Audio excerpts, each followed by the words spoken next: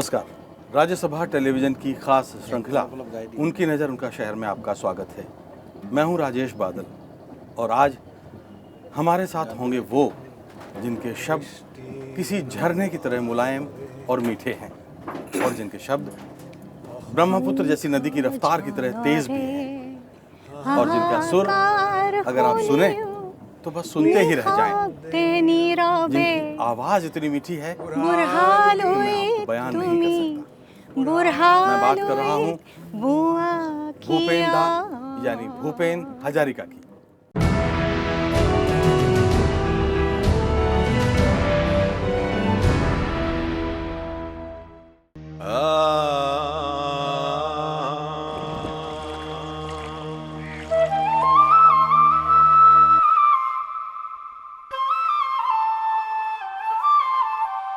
ये कहानी शुरू होती है उत्तर पूर्व में तिनसुकिया जिले के एक छोटे से गांव शदिया से। ये गांव सारे देश के साथ साथ आजादी की लड़ाई में शामिल था। गांधी जी के नेतृत्व में पूर्ण स्वराज का नारा सारे देश में गूंज रहा था।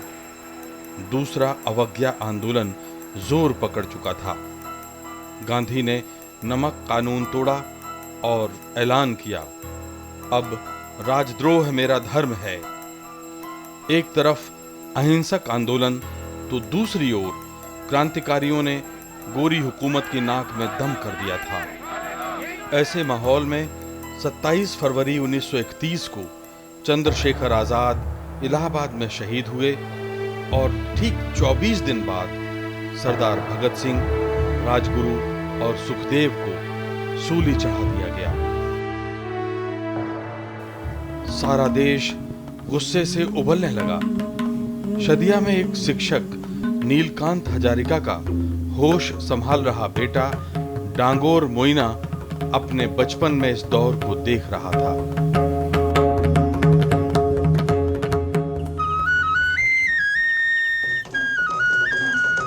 आदिवासियों के बीच रहने वाले इस परिवार के बेटे को अपनी मां की तरह ही अनेक आदिवासी महिलाओं से मां का प्यार मिला। एक रात डांगोर कबीले की आदिवासी महिलाओं के बीच कहीं गायब हो गया। माता पिता रात भर ढूंढते फिरे, डांगोर का पता न चला। अगले दिन कबीले की लड़कियां उसे लेकर आईं। हैरान मां ने पूछा, ये तो मां का दूध पीता है, रात भर कैसे रहा? लड़कियों ने उत्तर दिया, कबीले की महिलाएं उसे बहुत चाहती हैं। वो रात भर बारी बारी से उसे अपना दूध पिलाती रहीं और लोक संगीत गाती रहीं। दूध के साथ साथ इस बच्चे में संगीत के संस्कार भी पहुंच गए। आगे चलकर दुनिया ने इसी डांगोर को भूपेन हजारिका के नाम से पहचाना। आज के इस खास प्रोग्राम में हम याद करेंगे इन्हीं भूपेन हजारिका को। उनकी यादों के संसार में हमें ले जाएंगे भूपेन हजारिका की बहन सुदक्षिणा।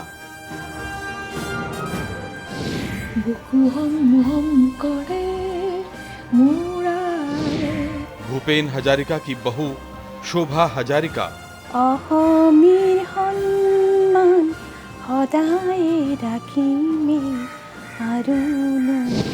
वर्षों तक उनकी सरगम के सफर के गवाह रहे कमल कटोकी और उनकी गायिका पत्नी आशा कटोकी। ओ गंगा तुम, ओ गंगा बहती हो क्यों? नैनों में दर्पण है, दर्पण में कोई देखो जैसे सुबह हो शाम। भूपेन हजारिका के दीवाने नेवा यादव। भूपेन दा की एक एक गाना, एक एक कुछ भी उनके क्रिएशंस हैं, उनको सुनने के बाद हमें ऐसा लगता है कि भूपेन दा हमारे साथी। और भूपेन हजारिका के सुख दुख की संगिनी कल्पना लाजमी। कितना प्यार और कितना मोह मेरे अंदर है अब तक उनके लिए। तो हम बात कर रहे थे शदिया के डांगोर मोइना यानी भूपेन हजारिका की। उनके पिता नीलकांत का तबादला गुवाहाटी हो गया। वहां के सोनाराम स्कूल में भूपेन को तीसरी कक्षा में दाखिल कराया गया। ये 1933 का साल था। गुवाहाटी के कॉटन स्कूल से भूपेन ने 5वीं कक्षा पास की। इसके बाद पिताजी का तबादला तेजपुर हो गया। आगे की पढ़ाई तेजपुर में हुई और यहीं से भूपेन के गले से सुर फूटे। उन्होंने तेजपुर में रविंद्र संगीत की एक प्रतियोगिता में सोने का पदक जीता। 6वीं कक्षा में ही उन्होंने अपनी जिंदगी का पहला गीत लिखा। गीत के बोल थे, कुसुम्बुर पुत्र श्री शंकर गुरु। भूपेन की मां शांति प्रिया खुद भी अच्छा गाती थी और पिता रंगमंच के मंचे हुए अभिनेता थे। इस वजह से भूपेन को गायन और अभिनय के संस्कार साथ साथ मिले। भूपेन के लेखन और गाने की शोहरत दूर दूर तक फैल गई थी। असमिया संगीत के पितृपुरुष ज्योति प्रसाद अग्रवाला और गीतकार संगीतकार विष्णु राभा भूपेन के पिता के पास पहुंचे और उनसे कहा कि वो भूपेन को कोलकाता ले जाना चाहते हैं और उसके गाने को रिकॉर्ड कर काले तवे में भरना चाहते हैं। पिता की इजाजत मिल गई। गुवाहाटी से 2 दिन रात का सफर तय करके कोलकाता पहुंचे।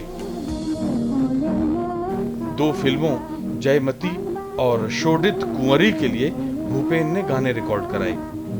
चूंकि भूपेन की आवाज नहीं फूटी थी, इसलिए वो गाने फिल्मों की नायिका के लिए गाए थे।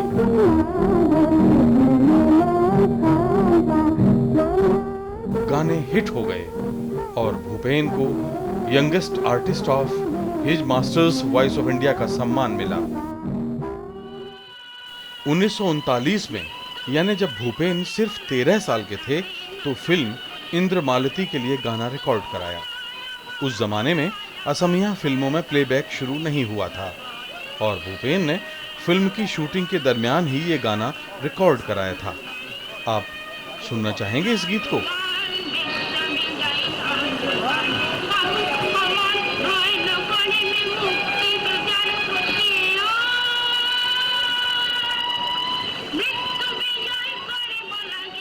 सुनीत कुमारी, जयमती, ये first cinema, Assamese first cinema Jyoti Prasad Agarwala का जयमती।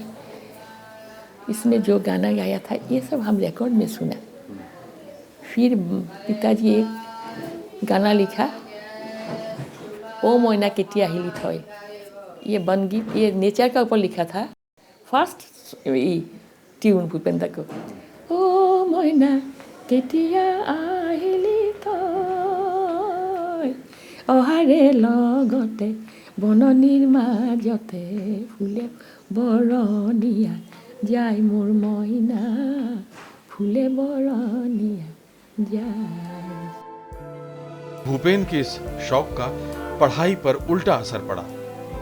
गणित में उनका प्रदर्शन इतना खराब कि शिक्षक ताने देने लगे। बोलते, कैसा लड़का है, पढ़ाई लिखाई छोड़कर गाने बजाने और लिखने में लगा रहता है। भूपेन दुखी हो गए। आखिरकार उन्होंने तेजपुर छोड़ने का फैसला किया और जैसे तैसे मैट्रिक पास करने के बाद गुवाहाटी आ गए। उन्होंने कॉटन कॉलेज में दाखिला लिया। ये 1940 का साल था और भूपेन 14 साल के भी नहीं थे। हाफ पैंट पहनकर कॉलेज जाते थे। 1942 में पिताजी रिटायर हो गए। 10 भाई बहन और पिता की पेंशन सिर्फ 145 रुपए। घर पर आर्थिक संकट के घनघोर बादल, हालात ठीक नहीं थे। पिताजी ने बनारस जाकर आगे की पढ़ाई कराने का फैसला किया। महीने में उन्हें 60 रुपए भेजे जाते, बाकी 85 रुपए में पूरे घर का गुजारा होता। बनारस में उनका साहित्य और संगीत परवान चढ़ा। मुंशी प्रेमचंद के रचना संसार में गोता लगाया और फिराक गोरखपुरी के संपर्क में आए। उस्ताद बिस्मिल्लाह खान का रियाज सुनने के लिए भूपेन घंटों उनके दरवाजे पे खड़े रहते। बनारस में उन दिनों सर्वपल्ली डॉक्टर राधाकृष्णन विश्वविद्यालय के कुलपति थे। भूपेन के अंदर वहां एक नए भूपेन हजारिका ने आकार लिया। लेकिन हम आपको बता रहे थे कि भूपेन का परिवार तंगहाली का शिकार था। वो चाहते तो विश्वविद्यालय से अपनी फीस माफ करा सकते थे, क्योंकि वो दलित थे और दलितों की फीस माफ थी। लेकिन भूपेन जाति को अपनी बैसाखी नहीं बनाना चाहते थे। उनकी जिद थी कि जो भी हासिल करेंगे अपनी मेहनत से। आज के माहौल में आरक्षण के समर्थक क्या इससे कोई सबक लेंगे? 20 साल की उम्र में राजनीति शास्त्र में उनका एमए पूरा हुआ और घर में छोटे भाई समर का जन्म हुआ। भूपेन का पारा 7वें आसमान पर। एक तरफ तो घर का खर्च नहीं चल रहा, ऊपर से परिवार में फौज खड़ी होती जा रही है। थमथमाए जा पहुंचे पिताजी के पास। बोले, बहुत हो गया, अब बस भी करो। पिताजी गुस्से से लाल। एक जोरदार झापड़ भूपेन हजारिका के गाल पर। भूपेन ने कसम खाई, अब भाई बहनों की जिम्मेदारी मेरी। सबका बोझ अपने कंधों पर उठा लिया। वो अब गुवाहाटी के एक कॉलेज में पढ़ा रहे थे, सीने पर पहाड़ सा बोझ लिए। उनकी अपनी ख्वाहिश थी आगे पढ़ने की, लेकिन मजबूर थे। बहरहाल कुछ दिनों बाद ऑल इंडिया रेडियो में नौकरी मिल गई। थोड़े से हालात बेहतर हुए। संयोग से पत्रकारिता में शोध के लिए कोलंबिया यूनिवर्सिटी से एक स्कॉलरशिप मिली। बचत का सारा पैसा मां के हाथों में सौंप भूपेन हजारिका कोलकाता चले गए। वहां से समंदर के रास्ते 13 दिन में मार्स बंदरगाह और वहां से रेलगाड़ी में सवार होकर पेरिस जा पहुंचे। पेरिस होते हुए न्यूयॉर्क। वहां कोलंबिया विश्वविद्यालय में भूपेन का एडमिशन हो गया। कोलंबिया में अपने गीत संगीत से भूपेन ने सभी को अपना बना लिया, लेकिन स्कॉलरशिप से महीने का खर्च नहीं निकल रहा था। लिहाजा इंटरनेशनल हाउस में लिफ्टमैन का पार्ट टाइम जॉब भी किया। तब उन्हें 1 घंटे के $4 मिलते थे। इसके अलावा एक स्विमिंग पूल में तैराकों के कपड़ों की रखवाली भी किया करते थे। इन्हीं दिनों भूपेन की जिंदगी में एक नया मोड़ आया। अमेरिका के भारतीय दूतावास में एक सांस्कृतिक कार्यक्रम हुआ। भूपेन ने एक गीत गाया, जय रघुनंदन, और इस गीत पर नृत्य किया सरदार वल्लभ भाई पटेल के परिवार की एक सदस्या और इंटरनेशनल रिलेशंस में एमए की छात्रा प्रियमवदा पटेल ने। बेहद खूबसूरत प्रियमवदा और भूपेन की जोड़ी की धूम मच गई। और एक दिन उन्होंने भूपेन को हैरत में डाल दिया। मैं 4 साल के लिए आई थी। अब अफ्रीका लौट रही हूँ माता पिता के पास, पर जाने से पहले तुमसे शादी करना चाहती हूँ। भूपेन हक्का बक्का। उन्होंने खुलकर घर की आर्थिक स्थिति के बारे में बता दिया। और कोई रुकावट तो नहीं, मैं गुजारा कर लूंगी। भूपेन ने कहा, एक कारण और है। क्या? मैं एक दूसरी लड़की से प्यार करता हूं। भूपेन ने साफ बता दिया। देखो, ये रहे उसके खत। भूपेन ने चिट्ठियां प्रियम को पढ़ा दी। तो उससे शादी क्यों नहीं करते? उसका तो विवाह हो चुका है। तो उससे कहा क्यों नहीं? वो जाति से ऊंची थी, मैं तो अनुसूचित जाति का हूं। तो फिर मेरे प्यार को स्वीकार करने में हिचक कैसी? भूपेन के पास इसका कोई उत्तर नहीं था। तो फिर कान खोलकर सुन लो। अगर तुम आज भी उस लड़की को भूल नहीं पाए हो और उससे तुम्हारी शादी भी नहीं हो सकती, तो मेरा भी फैसला है। प्रियम अब किसी से शादी नहीं करेगी। भूपेन को झुकना पड़ा, लेकिन दोनों के माता पिता नहीं झुके।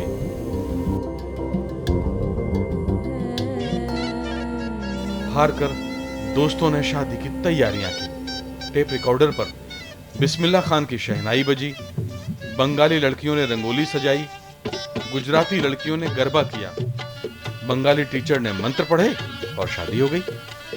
बाद में कोर्ट जाकर सर्टिफिकेट भी ले लिया। शादी के बाद कुछ दिन दोनों ने साथ बिताए। फिर प्रियम माता पिता के पास अफ्रीका चली गई। करीब 2.5 साल बाद भूपेन को पीएचडी की ये डिग्री मिल गई। वो भारत लौट रहे थे, परेशान। घर में जगह नहीं, 9 भाई बहन और माता पिता और एक अमीर घर से आई बीवी। कैसे होगा सब कुछ? 1952 में जब भूपेन लौटे तो चौंक गए।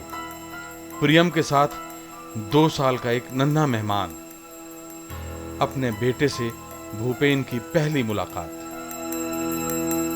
2 साल यूं ही बीते।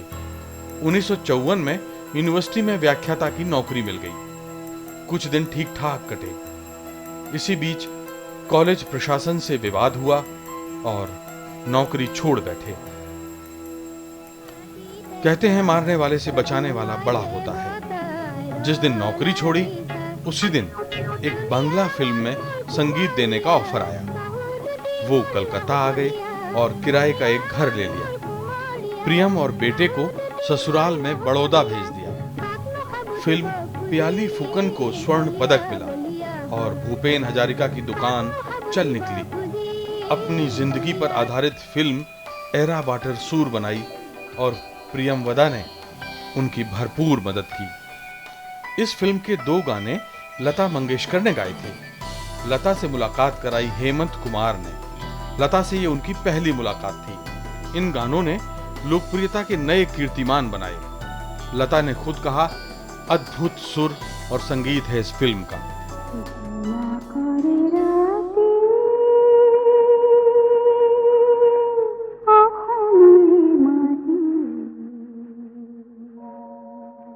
সাগর সংগমত কত না সাঁতুৰিলো তথাপি তো হোৱা নাই ক্লান্ত তথাপি মনৰ মোৰ শান্ত সাগৰৰ উৰ্মিমালায় শান্ত। इस फिल्म ने भूपेन हजारिका को संजीवनी दे दी। फिर उन्होंने फिल्म माहूत बंधुरे बनाई। भारत के पहले प्रधानमंत्री जवाहरलाल नेहरू को फिल्म इतनी पसंद आई कि सारे देशों में भारतीय दूतावासों को ये फिल्म भेजी गई। आर्थिक हालात धीरे धीरे सुधर रहे थे।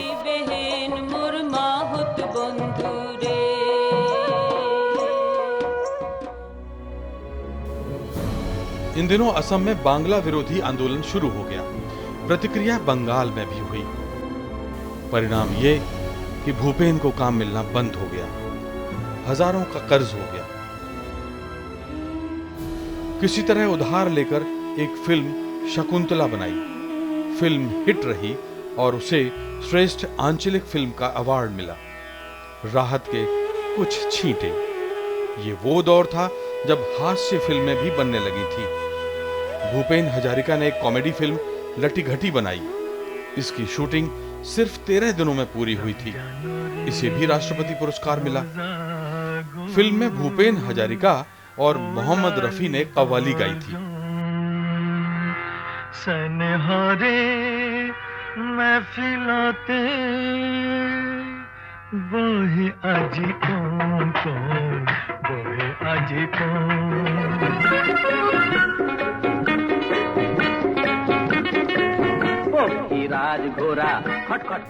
इसी तरह एक और फिल्म चिकमिक बिजुली में उनके संगीत ने लोगों को खूब हंसाया। इसके एक गाने में किशोर कुमार ने कमाल की मिमिक्री की है। अनिरुद्ध न हूँ रोमियो लखिंदर न हूँ मजनू किंबा जूलियस सीजर।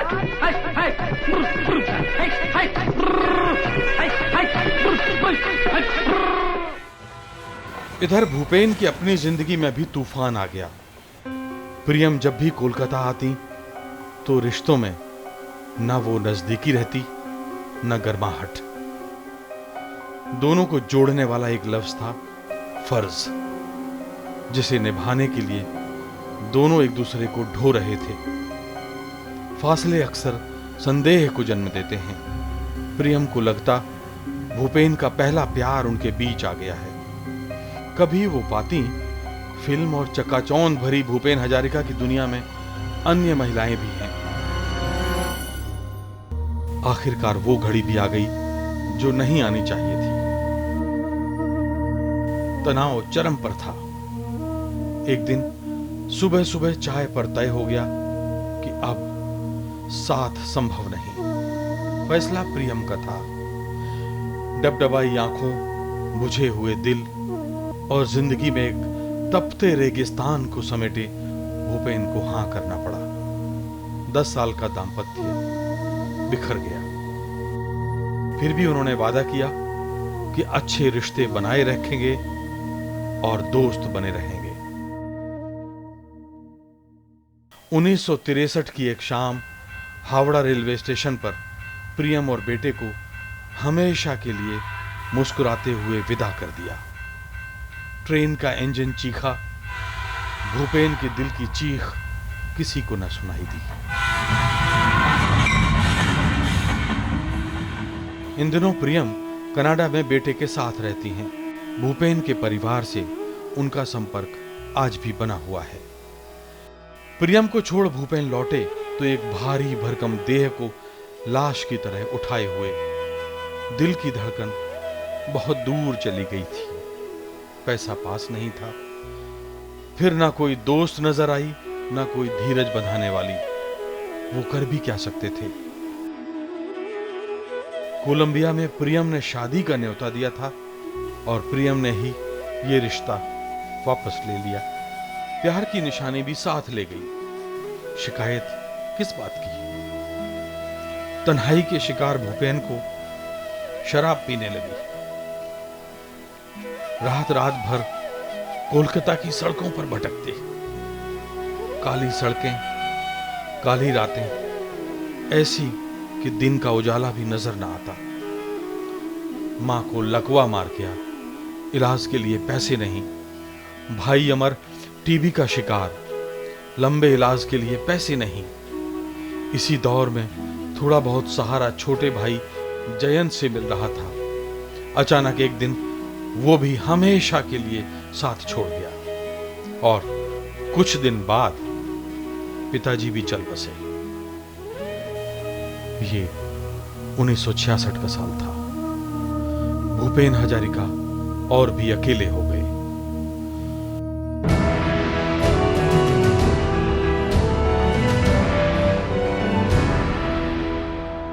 उन्नीस 1971 में भूपेन की किस्मत ने उन्हें एक और पायदान ऊपर पहुंचाया। मुंबई में फिल्म आरोप का संगीत देने के लिए बुलावा आया। बस इसके बाद माया नगरी ने उन्हें अपना लिया। उनकी जिंदगी में फिल्मकार कल्पना लाजमी दाखिल हुई और भूपेन उनके दिलो दिमाग पर छा गए।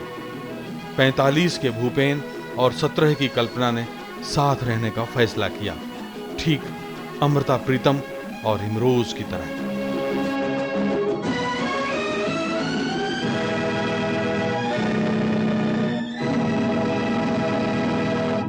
उनके साथ रहना इजी मामला नहीं था।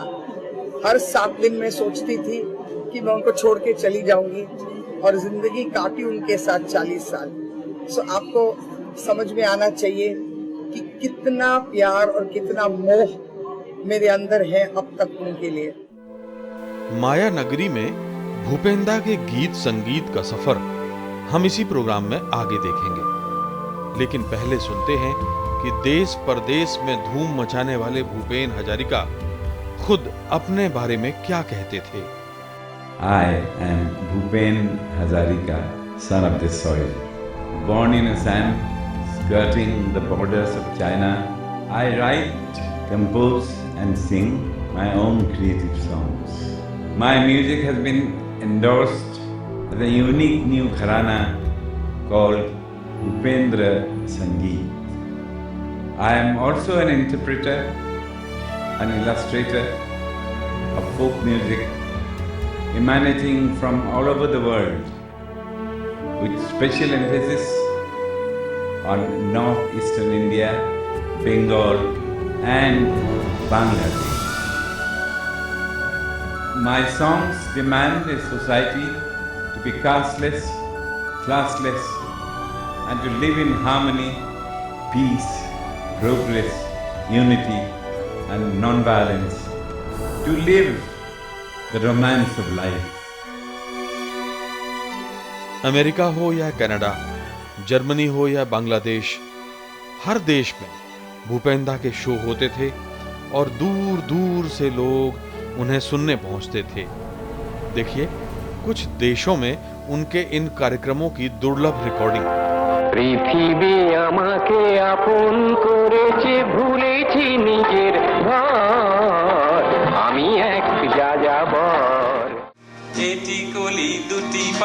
रतनपुर बागिचा डकोहिया तेरे कोने नु सिंगिले ओ कोने नु सिंगिले। और अब चलते हैं भूपेन हजारिका के अपने गुवाहाटी में, जहां उन्होंने अपने जीवन के कई साल बिताए। हम इस वक्त भूपेन दा के गुवाहाटी घर में हैं। अपनी जिंदगी के अनमोल लम्हे उन्होंने इसी घर में बिताए। हालांकि आज वो नहीं है, लेकिन यहाँ कण कण में उनकी मौजूदगी का एहसास होता है। भूपेन हजारिका के घर में उनके परिवार के लोग आज भी उनकी यादों के साथ जी रहे हैं। वो अभी भी उन्हें अपने से अलग नहीं मानते। भूपेन दा को मैं बचपन से ही जानती हूँ, बचपन से ही।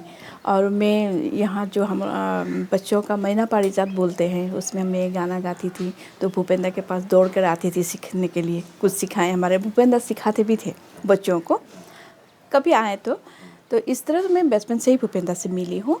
और उसके बाद शादी के बाद भूपेन दा के कमरे में आप जाइए, जो भी आए, बच्चों से लेकर वृद्ध तक, बड़ों तक, जो भी आए, भूपेन दा के कमरे में अंदर जाते ही एक ऐसा महसूस होता है कि कोई भगवान के कमरे में आए हैं। भूपेन हजारिका की बहन सुदक्षिणा भी गुवाहाटी में अपने बेटे के साथ रहती हैं। भाई को याद करके उनकी आंखों में चमक आ जाती है। खूब छोटा छोटा कोई कागज, कोई बाजार से आने से जब कोई दाल उल लेके आता है ठोंगा में, ये सब वो सब खुल के पढ़ता था। तब भूपेन दा का ये बात ये देख के पिताजी बुक ऑफ नॉलेज आन के दिया था, खूब छोटा में book of knowledge. Bhupen Hazarika के साथ 25 साल से भी ज्यादा वक्त बिता चुके और उनके कार्यक्रमों में छाया बनकर साथ रहने वाले कमल कटोकी और उनकी पत्नी आशा के पास भूपेन दा की ढेरों निशानियां हैं। उन्हीं के साथ आज हम आपको ले चल रहे हैं भूपेन हजारिका के गीत और संगीत के सफर पर, ब्रह्मपुत्र की लहरों के बीच। वो ब्रह्मपुत्र कभी भूपेन हजारिका जिसका एक हिस्सा थे।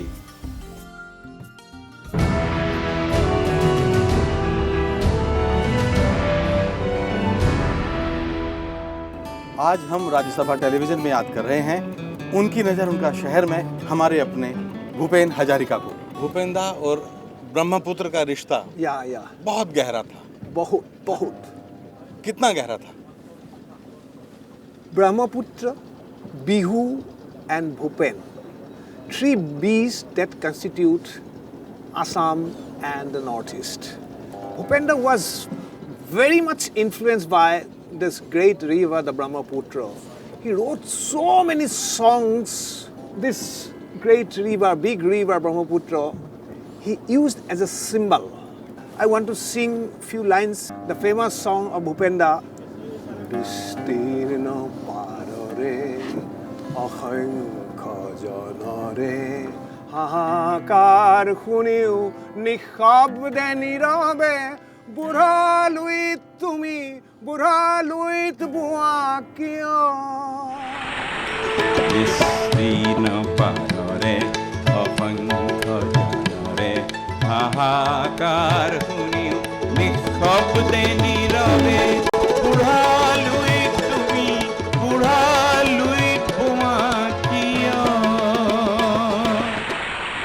Then in Hindi, विस्तार है अपार प्रजा दोनों पार करे हाहाकार निशब्द सदा ओ गंगा तुम ओ गंगा बहती हो क्यों.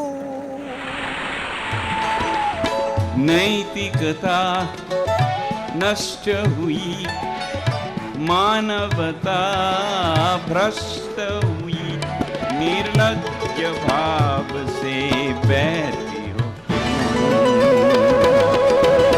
विस्तार है अपार प्रजा तुम पार करे हाहाकार निशब्द सदा ओ गंगा तुम गंगा बहती हो यूं. संगीत संगीत उनको कैसे विरासत में मिला था। शिक्षा उन्होंने मॉस्को में यूएस से की, कोलंबिया से की, और बाद में ये अपने आप को उन्होंने शब्दों का शिल्पी बना लिया, सुरों के सरताज बन बैठे। ये कैसे हुआ, कैसे बताते हैं? A lyricist, a singer, a composer, a journalist, a political performer, a social reformer, a news presenter, a painter, all blended into this great icon, Bhupenda. आप और आपकी पत्नी दोनों ही संगीत के बड़े शौकीन हैं, बड़े साधक हैं, तो आप दोनों ने भी उनके साथ मिलके कुछ गीत गाए हैं। नैनों में दर्पण है, दर्पण में कोई देखो जैसे सुबह हो शाम। बोलो जी बोलो, ये राज खोलो, हम भी सुने को था। या तो है धरती या है गगन, या तो है सूरज या है पवन, उसका तो साजन है ना। नैनों में दर्पण है, दर्पण में कोई देखो जिसे सुबह शाम। তোমার রুহা কুমা কোমল, দেওয়ালি কোমল আহি আহি হৃদয় ভরিলে শুনাই, এটি কিবা মিঠা বাহি। আরো দিয়া স্নেহিরে ককাল ইমান সাহি। एक ऐसा ही एक और उनका गीत है, वो पालकी उठाने वाले कहारों पर है। This song was composed when he was a regular performer in the IPTA movement during 50s. Indian people's theatre associations where Lalita Sahni ji भी थे, सलील चौधरी भी थे, उत्पल दत्त भी थे, राज कपूर भी कभी कभी वो ये अटेंड कर रहे थे। उसी समय में लिखा था ये गाना। ए धोला, ए धोला, ए धोला, ए काबे काबा तेरे कोहियाओ भोर भोर मानु होर धोला। ए धोला, ए धोला, ए धोला, हे आपुन करिलु बनु आर जीवन देहा भागरा। ए धोला, ए धोला, ए धोला, ए धोला, एक ना हिया ना हिया ना हिया, हिया ना हिया ना हिया ना हिया। डोला डोला डोला डोला, आके बाके रास्तों पे कांधे लिए जाते हैं, राजा महाराजाओं का डोला। डोला डोला डोला, देहात जलाई की पसीना बहाई की दौड़ाते हैं, डोला डोला डोला। एक और गीत ऐसा आता है जिसमें एक किरदार है रमैया। रमैया, हाँ, वो हमने सुना है, लेकिन हमें नहीं मालूम कि असमिया में वो क्या था और कैसे उन्होंने उस किरदार को रचा। जो लोग मछली पे जाता है कभी कभी वो लौटता नहीं, वो वहाँ पे सेंटीमेंट, वो उन लोग का परिवार रहता है, वो मछली पे चला गया लेकिन लौट के आया नहीं, वो गुम हो गया सपोज ब्रह्मपुत्र में। वो थिंकिंग लेके वो गाना लिखा था। उसका बाद गुलजार साहब ने ट्रांसलेट किया था। उस दिन की बात है रमैया, नाव लेके सागर गया। ब्रह्मपुत्र को वहाँ लोकगीतों में लोहित कहते हैं। लोहित तो सब जगह नहीं जा सकता, लेकिन सागर सारे साहिल छू सकता है। रमैया माझी सब जगह पहचाना जा सकता है, और उसकी बावली रमणी वो तो कहीं भी पहचानी जाएगी। भूपेंदा उन्हीं दोनों की बात कर रहे हैं। उस दिन की बात है रमैया, नाव लेके सागर गया।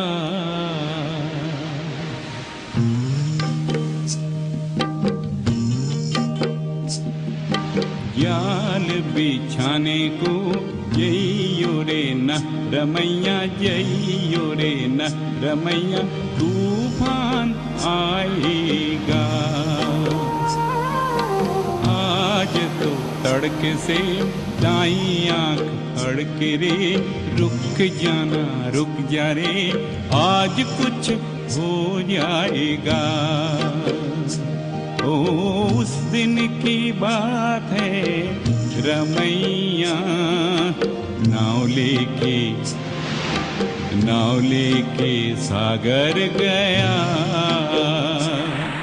मैंने तो ये भी सुना है कि लता मंगेशकर जब आती थी, कोलकाता आती थी, तो भूपेन दा के घर में ठहरती थी। या एक बार लता जी आके थोड़ा बहुत 2 दिन के लिए रेस्ट लेने के लिए बॉम्बे का काम से बाहर होके कलकत्ते में आया। तब HMV का लोग को पता चल गया कि अब लता जी भूपेन दा का घर में है। उन लोग ने रिक्वेस्ट किया आपको कलकत्ता HMV में रिकॉर्ड करना पड़ेगा एक गाना। तब रातों रात ये गाना बन गया। रंगीला बाशिते की दाके घुम घुम निशुम रातिर माया रंगीला बाशिते की दाके घुम घुम निशुम रातिर माया चोख मिले जाओ मेघो आज भूले जाओ मेघो चोख मिले जाओ मेघो आज भूले जाओ मेघो डाके ओए सुरेरो भाषा ओ रंगीला बाशिते के डाके घूम घूम निझूम रातें माया। यादव जी, जब यहाँ गुवाहाटी में उनके पब्लिक परफॉर्मेंस होते थे या जो भी आपने अटेंड किए, कैसे उनको लोग घंटों घंटों तक सुनते थे? देखिए भूपेन दा का एक पब्लिक परफॉर्मेंस में अगर उनका टाइम रहता था 11 बजे तो लोग शाम 6 बजे से ही वहाँ जमा होना शुरू हो जाते थे। और भूपेन दा किसी तबीयत ख़राब है या कोई लेट भी हो गए, अगर वो 11 बजे के बाद अगर 12 बजे आते हैं, 1 बजे आते हैं, 2 बजे भी आते हैं, वो 2 बजे भी आते हैं, तब भी लोग वैसे ही उनका इंतज़ार करके खड़े रहेंगे इवन इन विंटर। और वो उनकी परफॉर्मेंस का मतलब अब ऐसा भी नहीं है कि वो 1 घंटे परफॉर्मेंस करेंगे। उनकी जब तक मर्जी तब तक करते ही रहते हैं, चाहे सुबह हो जाए, शाम हो जाए।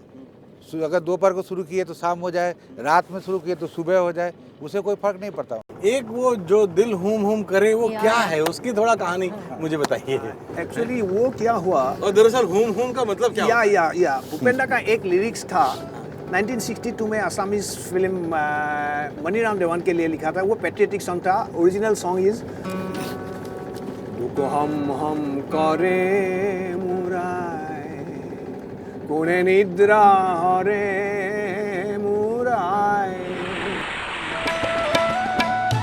पुत्र होई माई की मते तरो आई तोरे होई माई मरो बुकु हम करे मुराय। जब कल्पना आज़मी ने रोदाली फिल्म डायरेक्ट किया तब भूपेन दा was the music director for of Rodali. Then Bhupen Da used these tunes in the lyrics of Guljar. Then starting 2 lines, Dil hum hum kare, bhuku hum kare. But when Guljar ji wrote this Dil dhak dhak kare like that, Bhupen Da didn't like that word dhak dhak. ये तो नहीं आएगा। भूपेन दा ने ये 2 word introduce करा जो Hindi dictionary में नहीं है। हुम हुम का कोई शब्द हिंदी डिक्शनरी में नहीं है। भूपेन दा में गुलजार जी को इंसिस्ट किया ये हुम हुम। मेरे दिल में भी ये सवाल है कि ये दरअसल हुम हुम का मतलब क्या होता है? मतलब यह है जे दिल जो अंदर का पेन है ना, दिल में जो दिल हुम हुम करे। सबको सपोज आपका माँ गुजर गया, अंदर से जो फीलिंग आते हैं, देश का कोई बुरा दिन आया, फीलिंग जो होता है ना, खराब लगता है, वही है हुम हुम हम इन असमीज हम। That's my heart is beating और like that so that being a son. ये जरा सुने हम लोग। दिल हुम हुम करे घबराए, घन धम धम करे गरजाए, एक बूंद कभी पानी की मोरी अखियों से बरसाए, दिल हुम हुम करे घबराए। तेरी थोड़ी सब सूखे पास जो आए, तेरा छुआना मेरी सूखी डार हरियाए, दिल हुम हुम करे घबराए।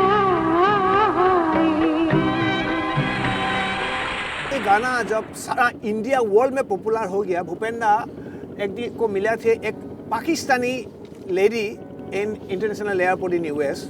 वो भूपेंद्र को जाके क्या बोला, भूपेंद्र जी गाते जाइए ऐसे नगमा, हम पाकिस्तानी लोगों का घर में भी दिल हुम हुम कर रहा है। अच्छा, ये तो उन्होंने कुछ अंग्रेजी में भी उनके गीतों का अनुवाद हुआ है। Bhupendra was very much influenced by the great revolutionary singer, black singer Paul Robeson when he was in Columbia University.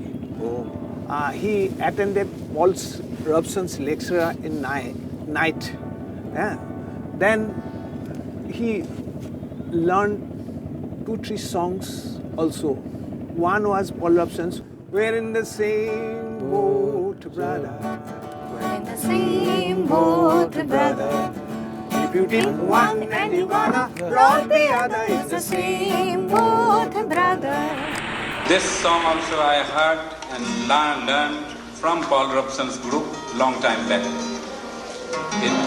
This is a spiritual of the black people of USA.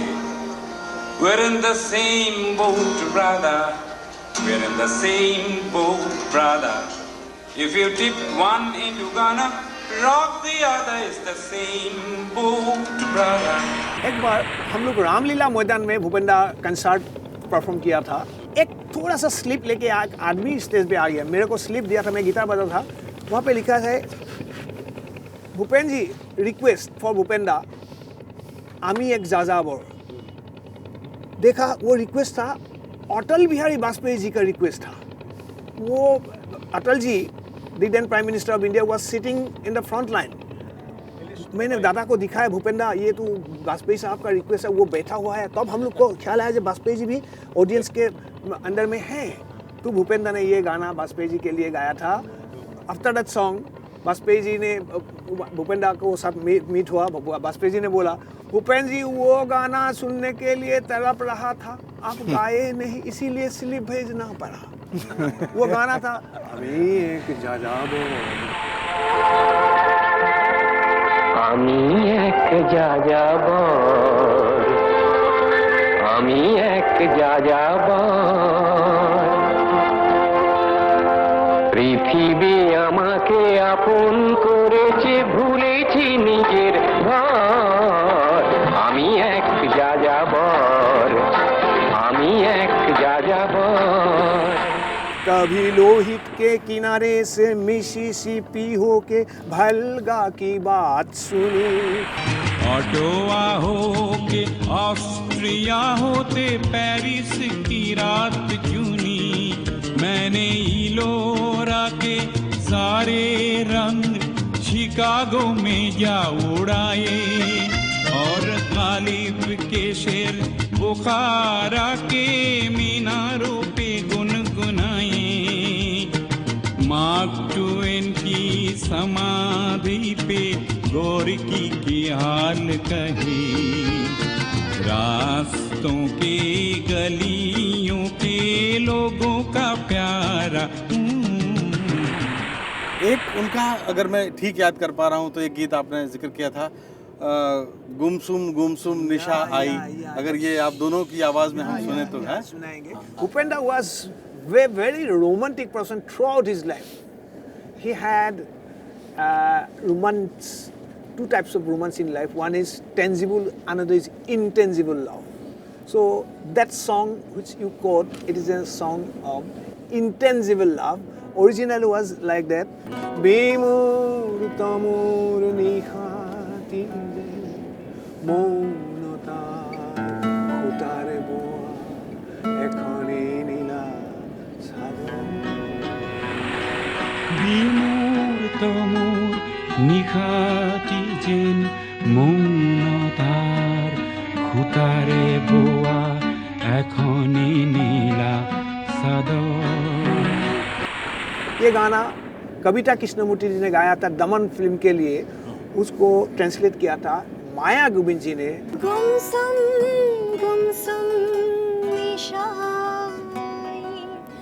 मोन की धागों से बुन बुनकर चादर नीली लाई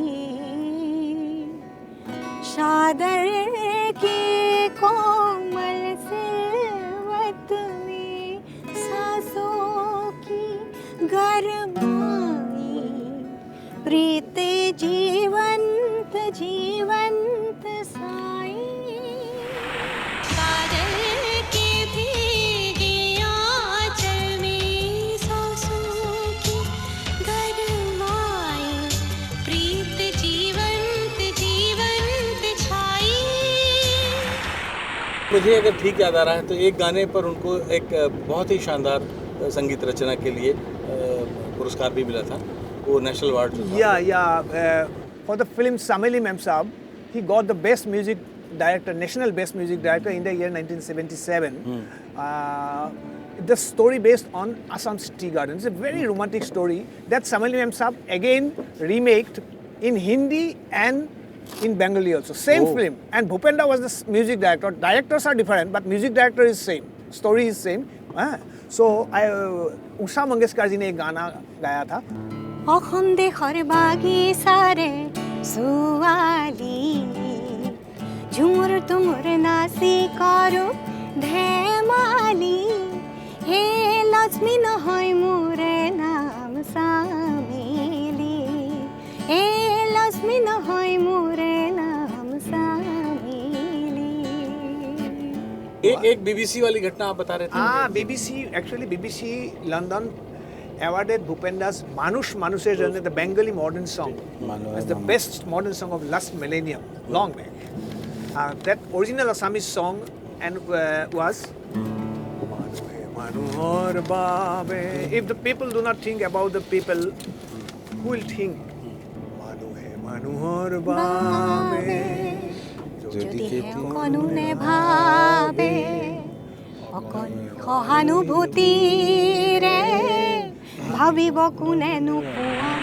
মানুহে মানুহক বেচিব খুজি মানুহে মানুহক কিনিব খুজি পুৰণি ইতিহাস দোহাৰিলে ভুল জানো নহ'ব কোৱা সমনীয়া মানুহে মানুহৰ বাবে যদিহে অকণো নেভাবে। हिंसा के लिए जीवन जीवन के लिए जरा सी हमदर्दी का क्यों हकदार नहीं ओ बंधु।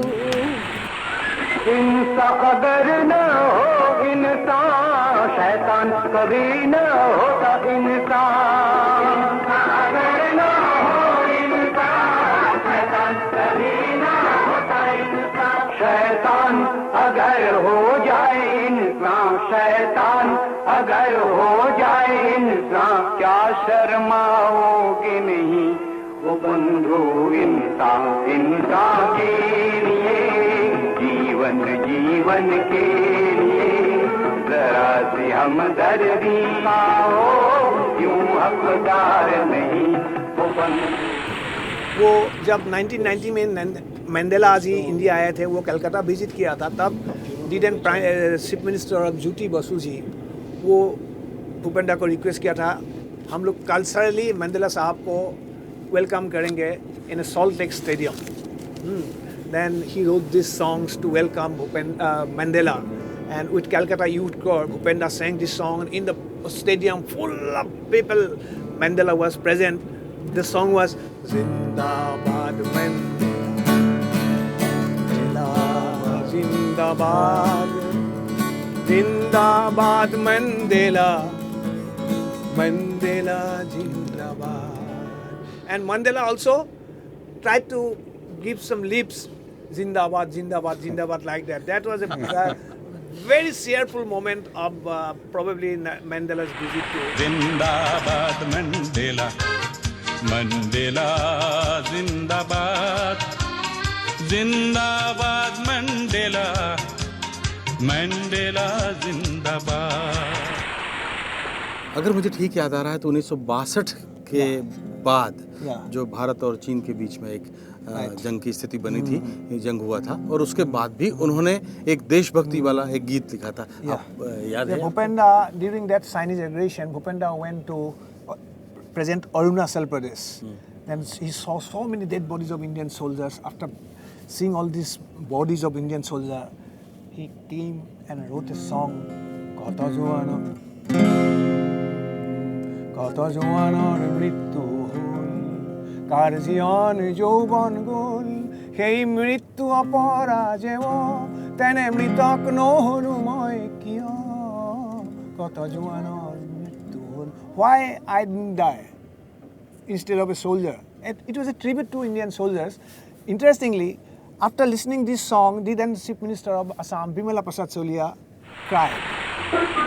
কত জোয়ানৰ মৃত্যু হ'ল কাৰ জীয়ন যৌৱন গ'ল এই মৃত্যু অপৰাজেয় তেনে মৃতক নহ'লো মই কিয় কত জোৱানৰ মৃত্যু হ'ল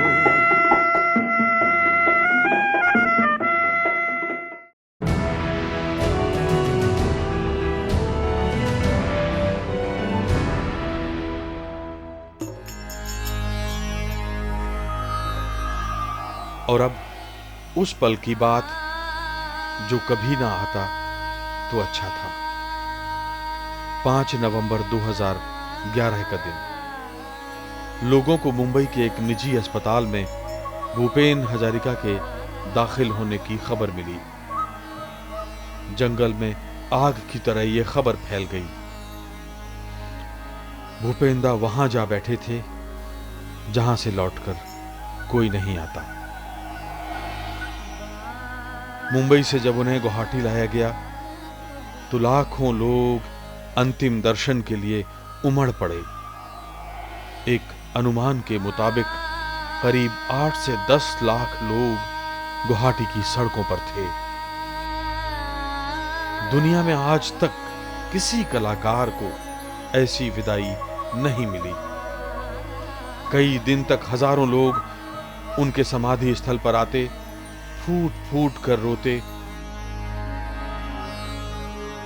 आसाम के लोग तो भूपेन हजारिका को बहुत मानते हैं।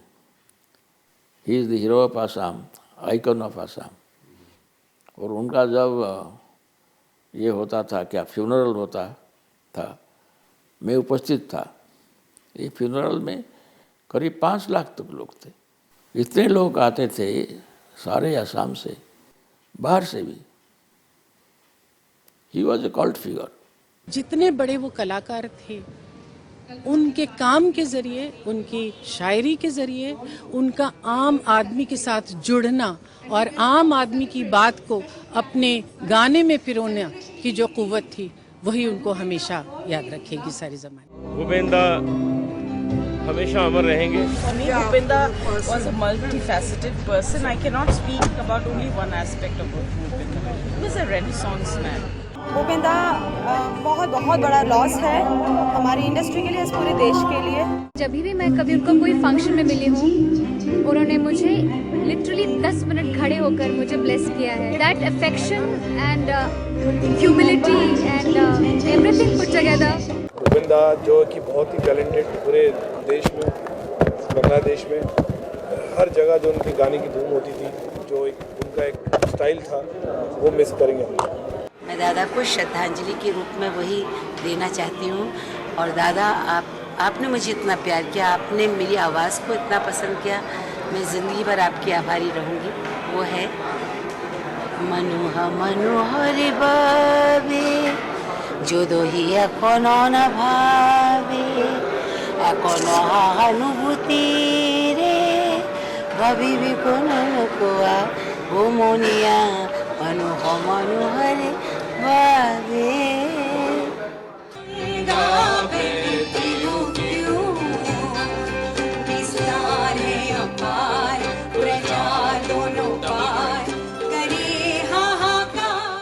বিস্তীর্ণ ধূপারে অসংখ্য মানুষে হাহাকার শুনেও নিস্তব্ধে নীরবে ও গঙ্গা তুম ओ गंगा बहती हो क्यों दिल घूम करे दरदारे दरदारे दरे दरदारे।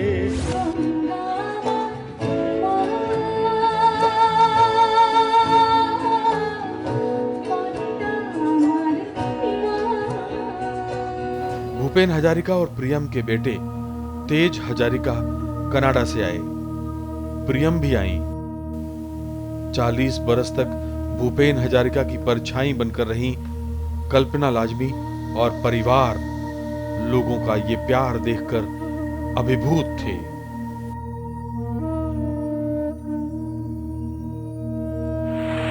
क्या कहूँ? It is, I can't express now. पहली बार मुझे जब ये खबर मिला, मुझे ऐसा लगा कि असम का सोल चला गया। हमें ऐसा लगता है कि भूपेन दा हमारे साथ ही हैं। अभी भूपेन दा मरे नहीं, भूपेन दा हमारे साथ हैं।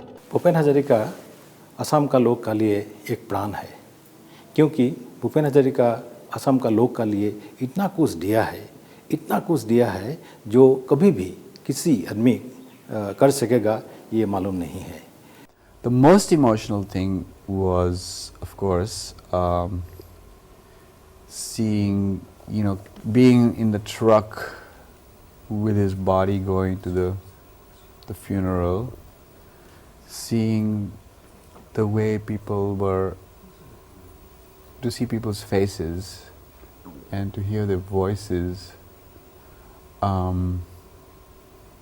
was just, it's just, I think it was like a miraculous experience. I have lost everything. I lost my mentor, my husband, my friend, and my shelter.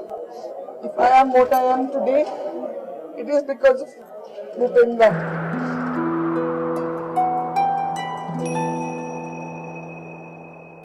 भूपेंदा की याद में गुवाहाटी में बनाए गए म्यूजियम में आज भी पूरे साल उनके चाहने वालों का तांता लगा रहता है।